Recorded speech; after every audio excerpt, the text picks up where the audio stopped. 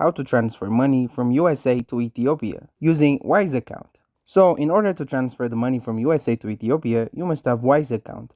If you don't have one, you can create easily one for free in order to send money. So you have to go here, click on a send button. So you have to click on this button, then click on USD. So Ethiopia also has the currency.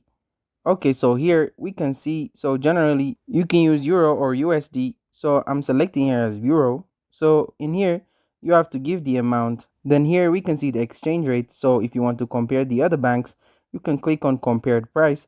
And from here, you can see the other bank rates, exchange rates. Okay, after we do this, we have to click on continue. Then we have to click on someone else. Then here we have to it's out of Europe, click on here. Then here you have to put your email and fill this form of the recipient, details and address, then confirm and review the transfer and click on pay, and it's done. Thank you guys for watching this video. If this video was helpful, don't forget to like and subscribe to my YouTube channel.